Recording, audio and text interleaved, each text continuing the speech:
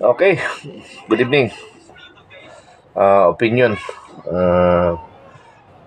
Pumasok lang sa isip ko, ano kaya kung ang tumakbo nung nakarang presidential election, ang tumakbo, naglaban silang dalawa o silang tatlo, dalawang babae at saka isang lalaki, si Bongbong Marcos at saka si Vice Sara kasi or si Sara Duterte at saka si Lini Robredo.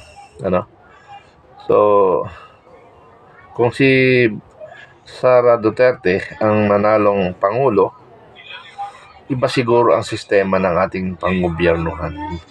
Parang extension lang ni Pangulong Digong sa mga patakaran at saka sa higpit.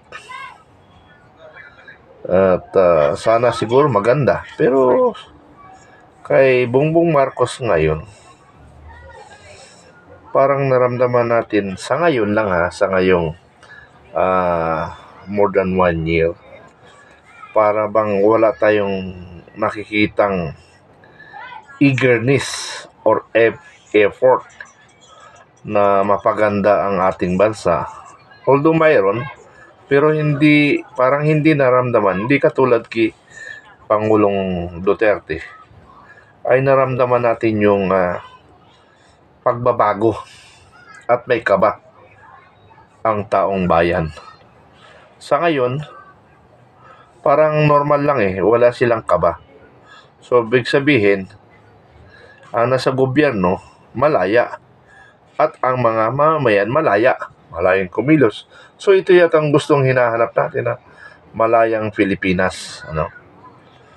Pero, sa nakikita ko, si Vice President Sara Duterte, matibay na Pangulo.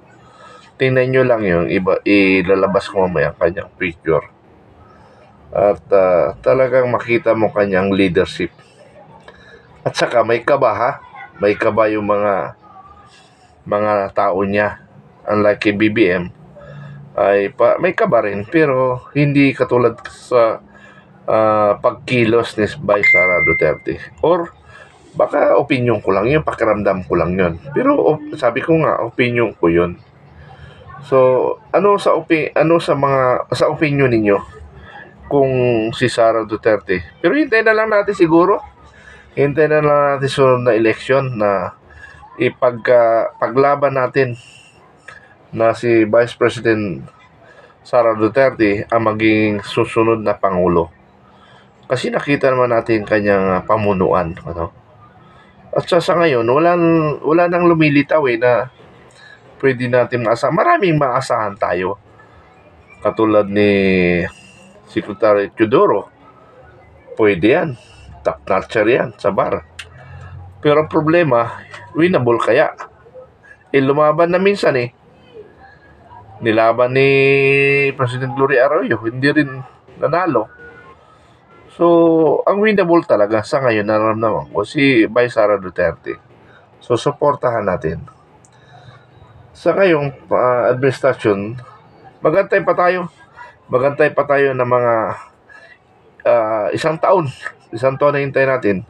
Pag walang pagbabago, talagang wala na talaga. Pero sabi ko nga, nabanggit ko nga noon na 2 years lang ako mag-aantay sa mga inaasahan natin ng pagbabago. After that, freelance na ako. Ibig sabihin, wala na akong inaasahan kung hindi. Ang titingnan ko na lang dito yung mali at tama. Ganun pa rin ako. Neutral pa rin.